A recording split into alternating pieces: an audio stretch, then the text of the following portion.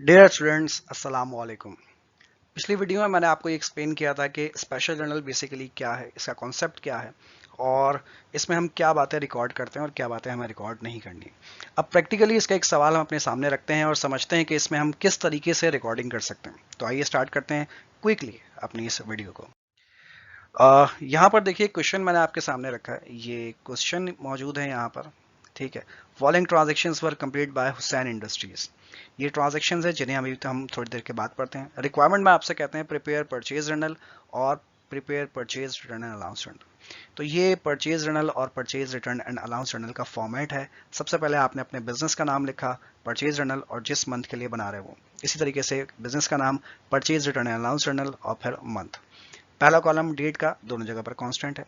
दूसरा कॉलम, मैंने आपको पिछले लेक्चर में ये बात कही थी कि अगर आप परचेज जर्नल बना रहे हैं तो इनवॉइस होती है, और अगर परचेज रिटर्न जर्नल बना रहे हैं तो जो डॉक्यूमेंट होता है उसका नाम क्या होता है, डेबिट नोट होता है। परचेज जर्नल हो या परचेज रिटर्न जर्नल हो, उसमें जो पार्टी है उसका नाम क्या है, सप्लायर है, फिर पीआर है और फिर अमाउंट है। आइए जरा फैसला करते हैं कि हमें यहाँ पर कैसे और क्या बातें लिखनी है। सबसे पहले यहाँ पर ट्रांजेक्शन निकली हुई है April 1, purchase merchandise on account from mister Imran 20,000। मैंने आपको ये बात बताई थी कि परचेज जर्नल हो, परचेज रिटर्न जर्नल हो, सेल्स जर्नल हो, सेल्स रिटर्न जर्नल हो, दो शर्तें हैं। पहली शर्त ये है कि जो भी चीज़ आप खरीदें वो क्या होनी चाहिए, वो मर्चेंडाइज होनी चाहिए। और दूसरी शर्त ये है कि वो मर्चेंडाइज जो आप खरीदें वो किस पर होनी चाहिए, वो उधार पर होनी चाहिए। तो अगर इन दोनों शर्तों का यहाँ पर जिक्र है, दोनों शर्तें अगर यहाँ पर पूरी हो जाती हैं तो फिर आप इसे अपने इस स्पेशल जर्नल में लिखेंगे। अदरवाइज आप उसे इग्नोर कर देंगे, किसी भी स्पेशल जर्नल में उसे नहीं लिखा जाएगा। तो देखिए यहाँ पर पहली कंडीशन क्या थी, मर्चेंडाइज, जी हाँ हमने मर्चेंडाइज खरीदी है। दूसरी कंडीशन क्या थी, ऑन अकाउंट, जी हाँ हमने उधार पे खरीदी है। यानी पहली शर्त पूरी हो गई तो हम इसे लिखेंगे परचेज जर्नल में। कैसे, डेट है April 1, तो यहाँ पे डेट के कॉलम में डेट डालिए April 1। Name of supplier, supplier का नाम क्या लिखा हुआ है, मिस्टर इमरान, मिस्टर इमरान से खरीदा है तो नेम मिस्टर इमरान। अच्छा ये कॉलम क्या है सर, यहाँ पे अगर कोई बिल नंबर लिखा हो, फॉर एग्जांपल आगे लिखा था इनवॉइस नंबर 571, तो आप यहाँ पर लिख देते 571, बस। नहीं दिया हुआ तो छोड़ दीजिए। कितने का सामान खरीदा आपने, 20,000 का, तो अमाउंट के कॉलम में 20,000 लिखा जाएगा। April 3, purchase merchandise, again merchandise खरीदी है, पहली शर्त पूरी हो गई बिल्कुल। ऑन अकाउंट, उधार पे खरीदी है, दूसरी शर्त भी पूरी हो गई, मिस्टर अकरम से 10,000 की। तो किस में लिखा जाएगा, परचेज जर्नल में। डेट डाली April 3, मिस्टर अकरम, सॉरी आगे पीछे हो गया, मिस्टर अकरम और फिर अमाउंट 10,000। ठीक है जी। अच्छा उसके बाद है April 5, परचेज मर्चेंडाइज, मर्चेंडाइज खरीदी है, पहली शर्त पूरी हो गई, मर्चेंडाइज खरीदी है। ऑन क्रेडिट, क्रेडिट का मतलब है उधार पे खरीदी है, क्रेडिट भी उधार को ही कहते हैं, तो उधार पे खरीदी है, दूसरी शर्त भी पूरी हो गई। अगर दूसरी शर्त भी पूरी हो गई तो इसे भी आप लिखेंगे अपने परचेज जर्नल में। डेट क्या है इसमें, April 5 की डेट डाल दीजिए। नाम लिखा हुआ है मिस्टर नादिर, मिस्टर नादिर लिख दिया आपने, और अमाउंट है इसका 30,000।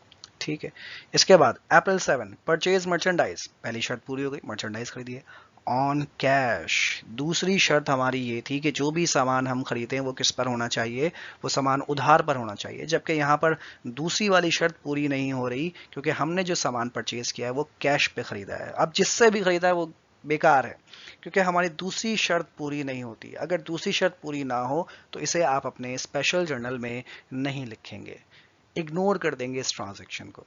April 15, merchandise return to mister Imran, merchandise return कर रहे हैं, जो सामान आपने खरीदा था वो सामान आपने वापस किया है। वापस करेंगे तो किस में लिखा जाएगा, purchase return and allowance journal में। तो यहाँ पे आते हैं, डेट डालेंगे April 15 की, मिस्टर इमरान, अमाउंट है 2000।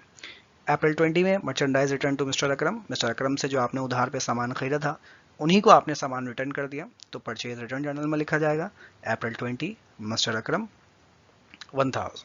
ठीक है। जितनी ट्रांजेक्शन इसमें आनी थी वो तमाम ट्रांजेक्शन आपने इसके अंदर लिख कर जो है वो पोस्ट कर दी है। अब इसके बाद जो है वो मजीद कोई ट्रांजेक्शन इसके अंदर नहीं लिखी जाएगी। अब जब मजीद इसके अंदर कोई ट्रांजेक्शन नहीं आ रही, एक ट्रांजेक्शन इग्नोर कर दी। अच्छा सपोज वो आपसे सवाल में कहते हैं purchase furniture on account 8,000, mister Babar से। आपने 8,000 का फर्नीचर खरीदा है उधार पर मिस्टर बाबर से। अब उधार तो है, उधार वाली शर्त तो पूरी हो रही है, लेकिन आपने खरीदा क्या, आपने फर्नीचर खरीदा है। फर्नीचर मर्चेंडाइज नहीं है। अगर फर्नीचर मर्चेंडाइज नहीं है तो फिर आपके स्पेशल जर्नल में भी नहीं लिखी जाएगी। यानी स्पेशल जर्नल में सिर्फ मर्चेंडाइज और उधार, बस दो बातें जहन में रख लीजिए, मर्चेंडाइज और उधार। बस ये बात है। अब जब ये कंप्लीट हो गया तो इसके नीचे कुछ काम करने हैं। ये है डेट का कॉलम, यहाँ पर डेट में मंथ की लास्ट डेट अप्रैल 30। ये है अमाउंट का कॉलम, अमाउंट का जो टोटल बनता है वो टोटल यहाँ पर लिखा जाएगा 60,000 का टोटल करने बनता है 60,000। और क्योंकि आपने मर्चेंडाइज परचेज की है, इन सब से आपने मर्चेंडाइज खरीदी है और इन सब से आपने मर्चेंडाइज उधार पे खरीदी है। जब भी मर्चेंडाइज आप खरीदेंगे उधार पर, मैंने आपको पिछले लेक्चर में ये बात बताई थी, लिखवाई थी, एक टेबल बनाकर दिया था, अभी आगे भी प्रेजेंट करता हूं मैं आपको। जब भी आप मर्चेंडाइज खरीदेंगे उधार पर, उसके लिए हम एक एंट्री बनाते हैं और वो एंट्री क्या है, वो है परचेजेस डेबिट और अकाउंट्स पेबल क्रेडिट। तो परचेज डेबिट कितने से, कितने की परचेज की हमने, 60,000 से। अंडरस्टूड है कि परचेज का अमाउंट कितना, 60,000। और accounts payable credit, accounts payable का अमाउंट तो सर लिखा ही नहीं है। तो ये बात आपके जहन में होनी चाहिए, इल्म में होनी चाहिए, जर्नल में आपने बात पढ़ी थी कि जब हम कोई एंट्री रिकॉर्ड करते हैं तो जितना अमाउंट डेबिट में होता है उतना ही अमाउंट क्रेडिट में भी होता है।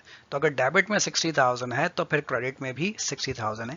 क्योंकि बेसिकली ये जर्नल नहीं है तो इसमें डेबिट और क्रेडिट का कॉलम नहीं है, तो इसीलिए हमें अपने पास से इसमें यहाँ पे समझना पड़ेगा कि डेबिट का अमाउंट भी 60,000 और क्रेडिट का अमाउंट भी 60,000 है। ठीक, तो ये आपका जो है वो परचेज जर्नल कंप्लीट हो गया, purchase debit, accounts payable credit. तो बिल्कुल सेम यही काम आपको परचेज रिटर्न जर्नल में भी करना है। यहाँ पर डेट जो आएगी वो मंथ की लास्ट डेट, यानी मंथ की लास्ट डेट पर हम ये टोटल कर रहे हैं इसका अप्रैल 30। टोटल करें तो टोटल बनता है 3000। एंट्री, ये जो एंट्री आपने यहाँ पर बनाई है परचेज करने के लिए, इसी एंट्री को रिवर्स कर दीजिए। इसको अगर रिवर्स करूँ तो अकाउंट्स पेबल हो जाएगा डेबिट और परचेज रिटर्न एंड अलाउंस हो जाएगा क्रेडिट। ठीक है, तो ये आपका कहलाता है स्पेशल जर्नल, परचेज जर्नल और परचेज रिटर्न जर्नल। बिल्कुल सेम इसी तरीके से बनाया जाएगा आपका सेल्स जर्नल और sales return and allowance journal, same यही प्रोसीजर होगा उसके लिए भी। ठीक है जी। अच्छा, ये देखिए मैंने आपको यहाँ पर ये टेबल बताया था, तो बिल्कुल यही सारी बातें वहाँ पर फॉलो की गई हैं। परचेज जर्नल में नेम ऑफ सप्लायर लिखा, परचेज रिटर्न जर्नल में भी नेम ऑफ सप्लायर लिखा, और डॉक्यूमेंट में मैंने वहाँ पे क्या लिखा था, परचेज जर्नल में जाके चेक कर लीजिएगा, इनवॉइस नंबर लिखा था और परचेज रिटर्न जर्नल में डेबिट नोट लिखा था। इसके बाद जब परचेज जर्नल कंप्लीट हुआ था उसके नीचे हमने एंट्री क्या बनाई थी, परचेज डेबिट और accounts payable credit. Purchase return journal के नीचे हमने क्या एंट्री बनाई थी, अकाउंट्स पेबल डेबिट और purchase return and allowance credit. ठीक है, तो बस ये कुछ बातें हैं किसके हवाले से, परचेज जर्नल के हवाले से और परचेज रिटर्न जर्नल के हवाले से। अच्छा, यही सारी बातें जो है वो सेल्स जर्नल और सेल्स रिटर्न जर्नल के लिए भी फॉलो की जाएंगी, सेम इसी तरीके से। अच्छा, अब कुछ और बातें हैं जो कि आपके इल्म में मैं लेकर आ जाऊं कि जब आपके सवाल में मर्चेंडाइज का जिक्र आता है तो कभी कभी वो मर्चेंडाइज का लफ्ज इस्तेमाल करेंगे और कभी कभी वो गुड्स का वर्ड भी इस्तेमाल कर सकते हैं। इन दोनों के मायने सेम है कि आपने मर्चेंडाइज खरीदी है, मर्चेंडाइज लिखा हो या गुड्स लिखा हो, एक ही बात है। उधार के लिए क्या लफ्ज है, उधार के लिए भाई बहुत सारी टर्म्स हैं जिन्हें समझ लीजिए, एक ही बार समझ लीजिए। या तो वो लफ्ज इस्तेमाल करेंगे ऑन अकाउंट, जैसा कि आमतौर पे आपके सवाल में नजर आया है, या फिर वो लफ्ज इस्तेमाल करेंगे ऑन क्रेडिट, क्रेडिट का मतलब भी उधार है, या फिर वो लफ्ज इस्तेमाल करेंगे 2, 10 एंड 30, यानी 2/10 और n/30, इसका मतलब भी उधार ही है, 2/10 n/30। और आखिरी रीजन, आखिरी जो पहचान है वो ये कि आपके सवाल में ना ऑन अकाउंट लिखा हुआ है, ना ऑन क्रेडिट लिखा हुआ है, ना ऑन कैश लिखा हुआ है, कुछ नहीं लिखा हुआ, कुछ भी नहीं लिखा हुआ, सिर्फ इतना लिखा हुआ है, purchase merchandise from mister Sameer, mister Sameer से मर्चेंडाइज परचेज की, बस। ना ऑन अकाउंट, ना ऑन कैश, ना ऑन क्रेडिट, ना 2, 10 एंड 30, कुछ भी नहीं लिखा हुआ। तो अगर नाम लिखा हुआ है तो ये भी इस बात की पहचान है कि आपने उधार पर मर्चेंडाइज खरीदी या बेची है। अगर सिर्फ नाम लिखा हुआ है और कुछ नहीं लिखा हुआ तो पहचान है कि आपने उधार पर सामान खरीदा या बेचा है। तो ये कुछ बातें जो कि आप अपने जहन में रखिएगा और इसकी मदद से आपका इंशाल्लाह स्पेशल जर्नल जो है वो बन जाएगा। ओके, इंशाल्लाह फिर अगली वीडियो में मैं आपके लिए लेकर आऊँगा सब्सिडियरी लेजर के, सब्सिडियरी लेजर बेसिकली क्या है, क्या कॉन्सेप्ट है उसका और किस तरीके से वो बनाया जाता है। मुलाकात करूँगा इंशाल्लाह फिर मैं आपसे नेक्स्ट वीडियो में। तब तक के लिए अपना और अपनी फैमिली का ख्याल रखिएगा। टेक केयर, अल्लाह हाफिज़।